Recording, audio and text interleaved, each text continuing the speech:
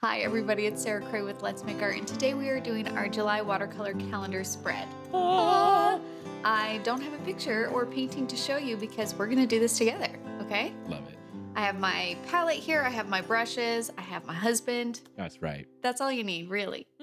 But the reason why I don't have a painting ready for you is because I think it's valuable for you guys to see the process of how I go from a reference image or an idea and turn that into a painting, okay? Um, yeah, Let's do it. let's do it. All right. Should we do the oath now? Yeah, let's do it now. Okay, raise your right hand All right. and repeat after me. I promise to be kind to myself. I promise to be kind to myself. I promise not to compare my work. I promise not to compare my work. And I promise to have fun. I promise to have fun. Thank you very much. Okay, so the idea that I wanted to go for this spread was kind of like an aerial beach view.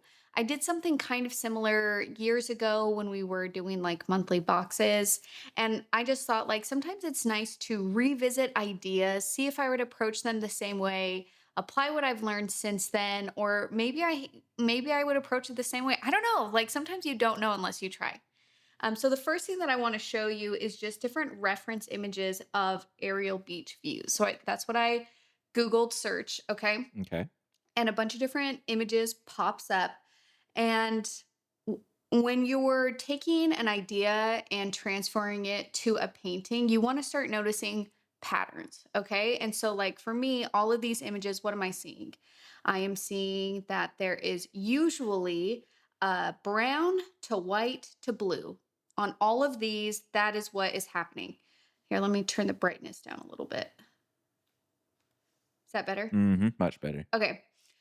Brown to white to blue. Now you can see that within those browns and whites and blues, there is variation. Like this blue here goes from a darker blue to a lighter blue to like a tannish to the white to a darker tan. Okay. You guys see all that? Mm-hmm. But some are more simple. This one, the white is barely there. This one, the white is barely there also. This one, the white is in between. And so it's just kind of like you just make these notes in your head then where it's just like, okay, then that means that my painting can have a variety of those different things and ratios, and it's not wrong. Does that make sense? Yeah. And obviously, when we think about water coming in over sand and coming back out, of course, depending on when that moment is captured, that's going to inform how much water we see and how much white foam we see, all of that kind of stuff. But that just tells me as a painter, I have complete freedom here. As long as I essentially pay attention to these three elements, blue, white, and tan, I'm going to be able to communicate a water, beach, shore. Does that make sense? Yeah. Okay. And this is actually kind of how illustration goes a little bit in the way of you take an idea and you try and simplify it to its most basic form.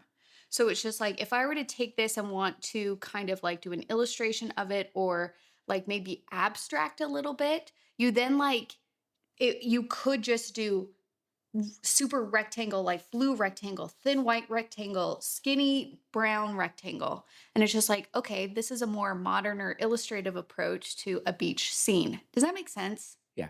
Okay. I just love that idea. I love that you can take this concept and think about how do I simplify this? Or how do I just take like a piece of it? Or how do I deconstruct it in a way that I can communicate a different experience? Or you can say, I want to go off of a photo. Okay. All right. So the one that I really like, and you can like pick one because after you notice like colors and values, I am then going to look at what's the overall movement of these different images that I'm seeing. Which one am I drawn to? For example, this one here, I really like this edge. Like this is a visually interesting edge to me because it is not even. Yeah. This one to me is not as visually even because of how straight across that is. There is not one that is better than the other. That comes down to personal preference. Okay. All right. So if you're drawn to one that's more straight across, fabulous. If you're not, that's also fabulous. You can choose. So you can think about where do I want my water to be? Where do I want my sand to be? Where do I want my white to be? So even though I really like the movement of this water line here, I don't love how much brown there is because I'm more drawn to the blue part. Mm, If you're more drawn to the brown part, then you would want to let more of that sand show. One thing that I do like about this, besides just this water line, is I really like that you can see the difference between the wet sand and the dry sand. I think that that brings more visual interest to the sand area because we're working with two different values. And how you communicate wet sand as opposed to dry sand is it's a darker value. That's it. So if I were to say, okay, I feel really good. I want to try this one. I want there to be more blue than what this is showing. So I'm going to move my water line down more on my paper. And let's just follow that line. That's it. and Okay. we're done. Good job. Also, I'm using a watercolor pencil. Sometimes it's nice to use a watercolor pencil because when you add water to it, it blends out. So since I know I'm going to do brown sand here, I'm going to do brown. And so this line will blend out as opposed to a pen or pencil, which will not blend out as much. Okay. So now I have that sketch. I'm going to start painting. I'm going to do brown. So I'm going to turn my palette over to where there's kind of some brown areas. Let's see. I got a lot of green going on here. Do I have an orange that I can... Yep, there it is. There you are. Okay. So if you have like lamp black, Q burnt orange, or you can take Q coral and undersea green, anything like that, I'm going to make sure that my tape is taped all four sides down and that the hole is at the top of my paper. That way I know that I'm not painting this upside down. And I'm just going to start to put in my sand, following my sketchy line.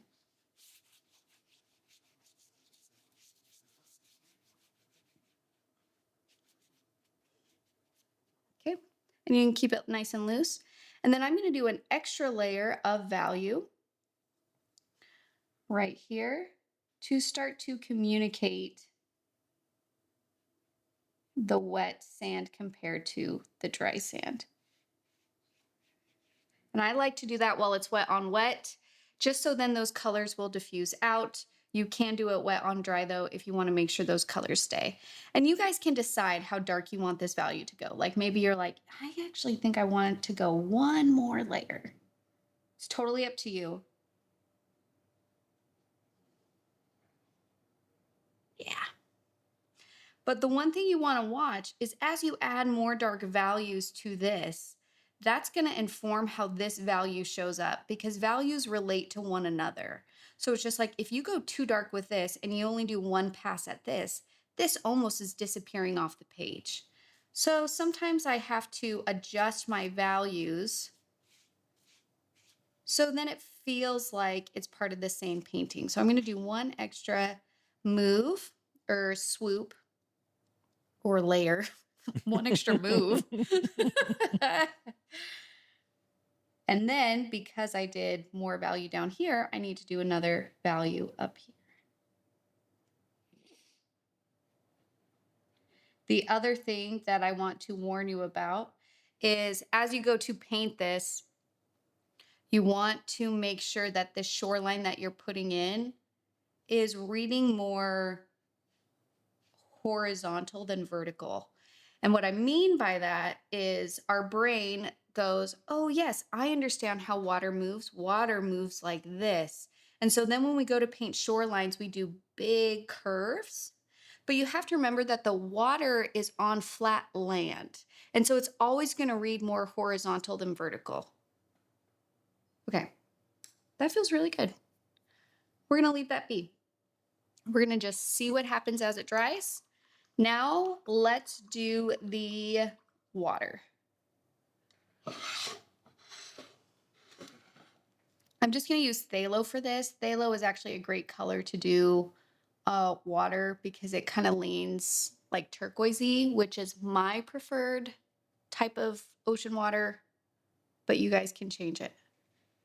Okay, I'm going to actually take this phthalo. I'm going to start at the top and add water and go down to almost to my beach line. The reason why I'm starting at the top is because if you look at those reference images of the water, the more out into the water you go, the darker the blue goes. And that's usually because it gets deeper. And when the water gets deeper, you can't see the sand as much. You get a darker kind of value to show how deep that water goes. So that communicates to us visually by a darker value. And then the value lightens as it makes its way towards the shore for because it's getting shallower. And so we're seeing that sand through it a little bit easier. Also, there's usually white foam cresting along that edge. So by starting with my darkest value up here, then I'm kind of keeping my area value dark where it needs to be. I think I have some, I think I picked up not phthalo. I think I picked up what is that color? Payne's gray. So then I realized my mistake and go, okay, well now I'm just gonna go and make sure I pick up the right blue. But the nice thing is that value was gonna be dark anyway. So I'll just do an extra layer. And then now at this point, I'm using just water and kind of following the shoreline, trying not to get them to touch.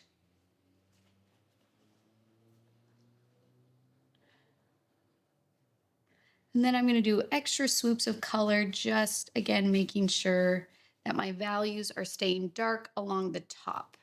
Now you might get these blooms. That's okay. That could be like a wave crusting. You can try and work the areas back and forth to where you get a smooth wash. Sometimes I like to just use gravity and pull my paper up. I'm just going to suck up this extra water or paint there.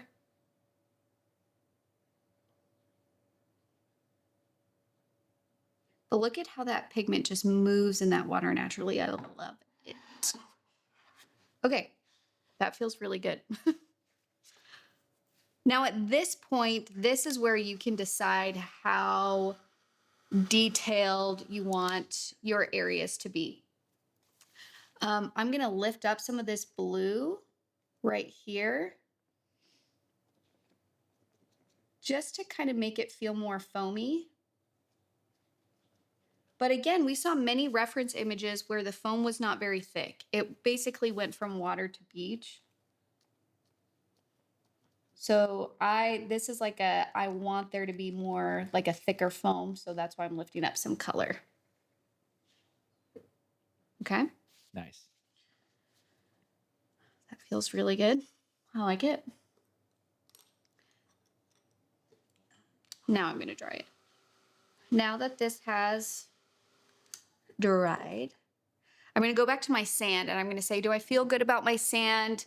For me, I think I want there to be a bit more texture on my sand. Another kind of question that gets brought in is basically due to this composition, you are at a point where you can start thinking about the scale. How zoomed out are we from this beach scene? And then the next kind of information that you put in is going to tell our viewer how close they are looking at this scene or not. For example, what I'm talking about is if I wanted it to seem super zoomed out, then when I go to put in, like if I wanted to put in people or umbrella heads or anything like that, rocks, they're going to be tiny, tiny, tiny, tiny. If I were to go in here and do big white details, like nice and thick, and the sand has like, maybe splatter it or something like that, that's going to tell my viewer that you're more zoomed into this area. But basically, like depending on how far away this camera is from this view, you could be looking at it zoomed in or zoomed out.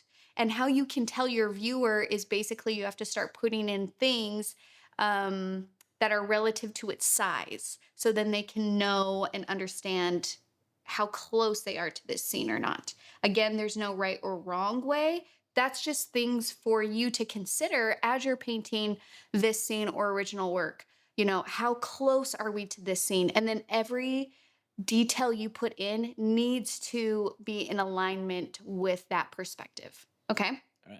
For me, I don't really want to do a super zoomed out, but it would be cute to do like tiny little surfboards or little beach umbrellas or tiny little rocks. But again, you would have to keep everything tiny. I'm going to go for a closer up kind of feel. I'm going to do another layer of brown. And again, I'm just kind of finding uh, oranges and reds and browns on my palette and mixing those together. If a color is ever leaning too strong one way, you just mix in its complement, and that will neutralize it.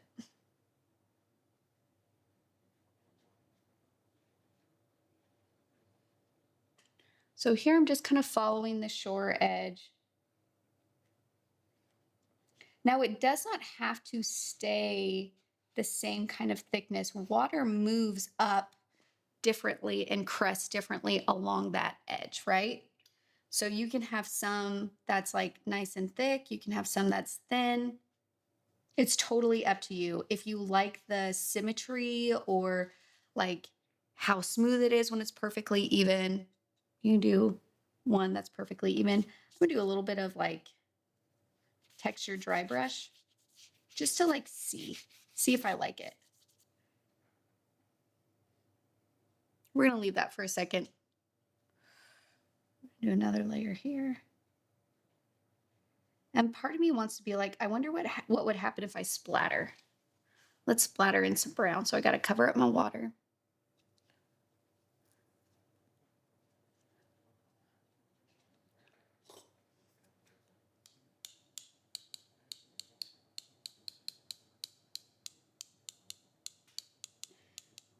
And just so you guys know, whenever I make a painting, this is very much the process. I wonder what would happen if I do this.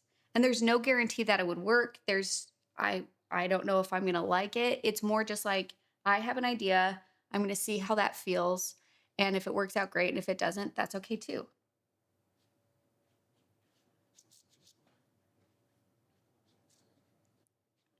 I'm just going to blend some of it out a little bit. Okay, it's looking like really like mountain and sky to me. Do you see that? Yeah, now that you mention it. So that can be okay too. Like you can leave that. You can like again, if this was my journal at this point, I can say, maybe I do want to turn this into a mountain desert scene instead of a ocean wave. And like go with the flow in that way. Like you can change your mind at any time. And I do all of the time. But because this is July, I'm like, no, I still want it to feel oceany. Okay. So then I have to start thinking about ways to indicate that this is an ocean thing. One thing that I haven't done yet is in the area where the water is cresting onto the shore, the very closest layer to that sand, you're actually going to see some of the sand through that water because of how thin that water is, right? And so we need to acknowledge that. And that will be a very quick way to show that this is more of a beach scene than a mountain scene because you don't see sections of mountain in the sky, right? Usually, yeah. Usually. So I'm going to take like a dry brush of brown. And I'm just going to start to kind of like put in hints of sand through here. And then when the blue gets more kind of concentrated, we wouldn't really see that sand through there.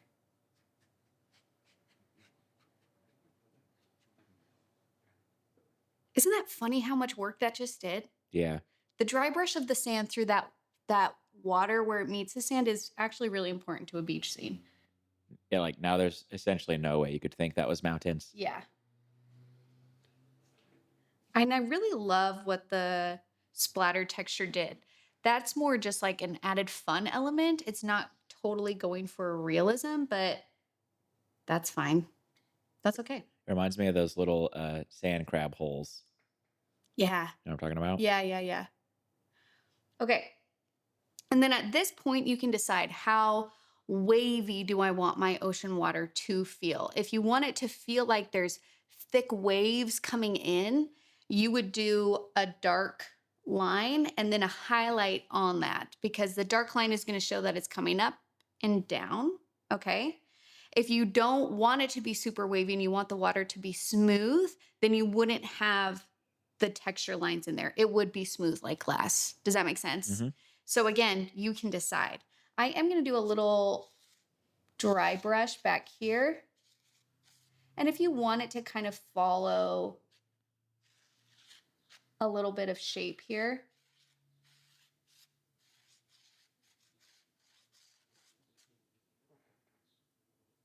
maybe I'll do a little one right here to show that there's a hint of movement.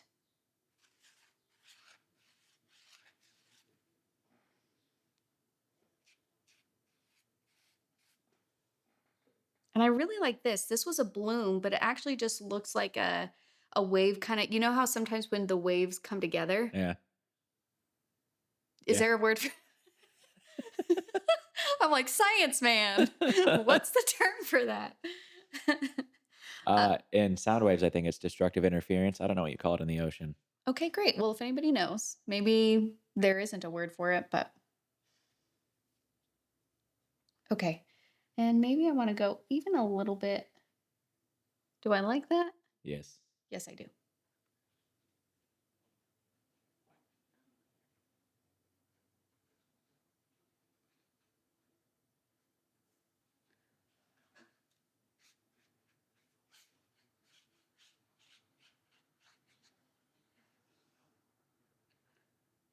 Yeah, this is looking good.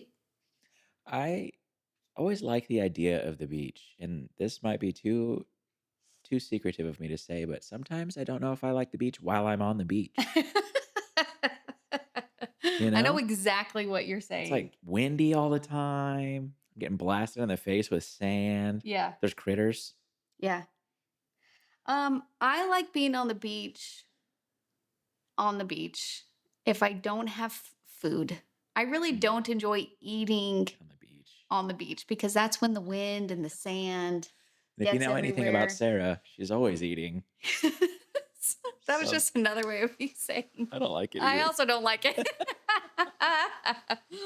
No, I'm just kidding. Sometimes though, like when the conditions are right, when it's not windy Mm, and it's not super, super hot. I mean, there were days where I spent hours like reading. yeah.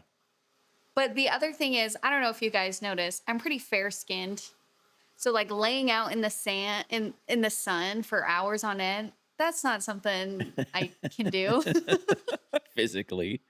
So if I have an umbrella and I'm covered head to toe in layers and layers of sunscreen and there is no wind And the sun is not reflecting and off the the sun water. is not reflecting on the water, and if I have a really good book and no food, I'm going to have a good time. I've also found that even though they look the same, not all beaches are created equal. They could both look pretty from a distance, but like some beaches just are better, Yeah. with the wind things. Okay, but do you know what my favorite thing to do is? What? Now that you guys know this secret about I'm honestly just recognizing the fact that maybe beaches aren't my favorite, but I didn't realize this until right now. But one thing I'm recognizing is that I actually really love going to the beach first thing in the morning and watching like the Oh yeah, sunrise yeah. and like walking along and doing that. That's what I really like to do when it's not too hot and the sun isn't going to kill me. And it's like that pretty pink color and you get to watch it rise. Like that's what I'm about. All right. Okay, our very last step here is we're going to do bleed proof white details. Now, every decision that we have made, you can do it more. You can do more layers of blue in your water. You could do more dry brush of areas in between your foam for the sand. You can do more textures and splatter things. Maybe you want to do, oh my gosh, like a little starfish or sand dollar on here would be so cute. So just know that like, hopefully I've given you enough information that you can decide how you want your beach painting to feel and then like go for it. Okay. So if you want it to feel zoomed out, you can do a tiny little surfboard right here or things like that. Or you would do like tiny outcroppings of rock. If you want it to be zoomed in, that's when you can do like seashells and like bigger things, or you can leave it more plain like me, whatever you want. And now for the finale, I'm just going to take some bleed proof white and just do some like little dashes of white foam kind of along this line here. And if you want it to seem like there's a super, super thin layer of water that's gone further out than the foam, you would just do a very thin white line like so.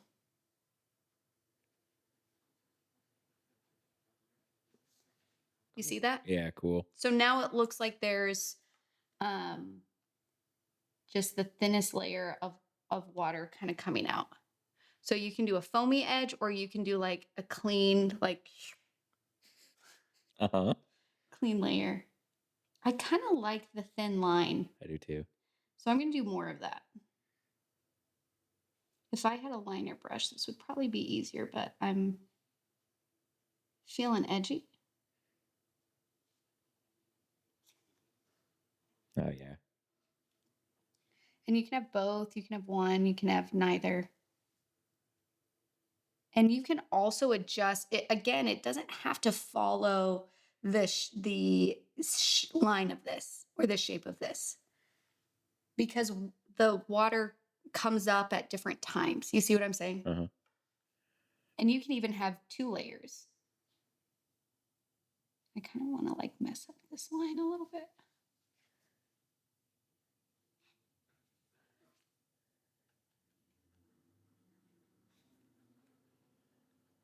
And then you can just play. And maybe it's just like you can do another wave kind of coming in. Soft waves would just be a highlight. If you wanted the wave to seem more like large, that's where you would want to do a blue shadow or a blue darker value. You would need to have both in order for it to seem like a larger wave. If it's a barely there wave, then either like one soft layer of blue or one layer of white will do the trick. And what we're talking about here is contrast. When you increase that contrast, that's what makes it seem bigger. This wouldn't be a full Let's Make Art tutorial without a random fact. You ready for the ocean fact? And you know Yes. this because I've said it to you. Sharks, as a species, are older than trees. Sharks have been on the planet longer than trees have been on the planet. I cannot wrap my brain around that. That is so crazy. Yeah, trees are actually a relatively new, not invention, but Like sharks are older than trees? yeah, sharks were on the planet What? before there were any trees on the land. I don't know why that seems so scary to me. I'm just envisioning a world where there are no trees Yeah. and then oh, sharks. And I'm like, that seems terrible. And like what else was in the ocean with them? You know what I mean? Like Yes. the ancient horrors. Seriously. Am I never going to the beach again? No. Wait a second. Okay, and if you want to do a little dry brush of white places, that's going to thicken up the foam or add more texture. Again, you really can't go wrong. Be playful, try something new. The worst thing that's going to happen is like if you're already painting this in your calendar, the worst thing that's going to happen is one of the spreads is maybe not going to be your favorite. That's truly it. And I know that when we're thinking about gifting something for someone, we want it to be perfect. But if you wanted to buy them a perfect calendar, you would just buy one. You Right. would, right? Like Right. if you, I don't know, mistakes or things that are imperfect, I think lend itself to the handmade quality of it. And so it's just like we get in our head that when we're making something for someone else, that it needs to be everything and it needs to be just right and there can't be any mistakes. But the reality is, if like someone painted something for me, I'm not going to look through every spread and being like, oh, look at your waterline on this one. You messed Ooh, up. You know dang. what I You even mean? love me? Like, do you even like me?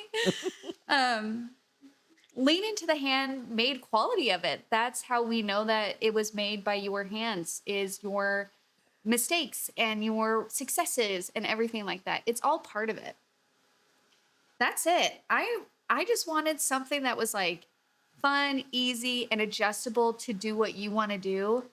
Um, Again, I think a cute little starfish right there would just be. I'm not gonna put that in though. Or some like cute stripy beach towels. Oh yeah, like tiny little beach towels. Yeah, All right, should we do the reveal? we should do the reveal. Okay.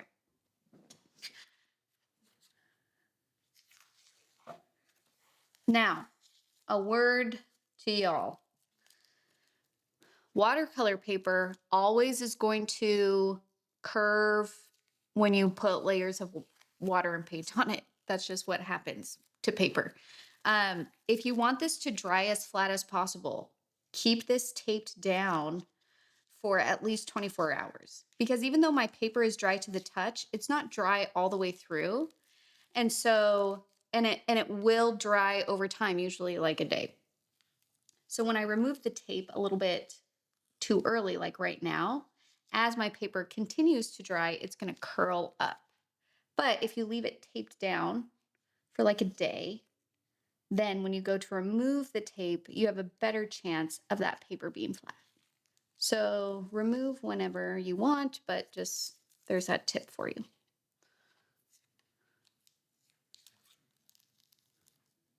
And I'm using Holbein soft tape. It's my favorite tape. And there we go. Lovely. July. Love it. Oh, what if you did cute little flip-flops? That, that's also a cute idea. Okay, should we go through them all? Yes. All right. Michael, You are got you to say ready? the month because I have to do word association. Okay. Okay.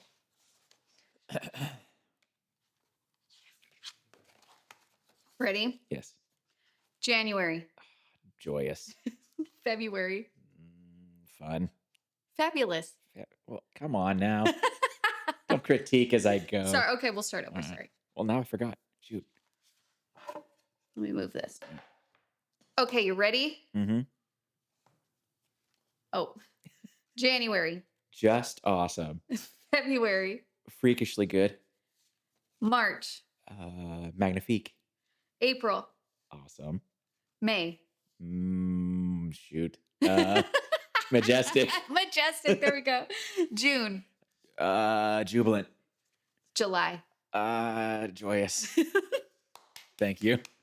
Good job. Good job. You're becoming a word associations with Michael Craig. You did great. And Thanks. if you guys want to paint any of these, we already have tutorials up on YouTube. So just search for them. You'll find them. Thank you guys so much for painting with me. If you want to join in, the watercolor calendar can be found at letsmakeart.com. We keep it dateless. So then it's just like you can gift it or use it for as long as you want. There's no pressure to have to finish it within a certain amount of time or use it within a certain amount of time.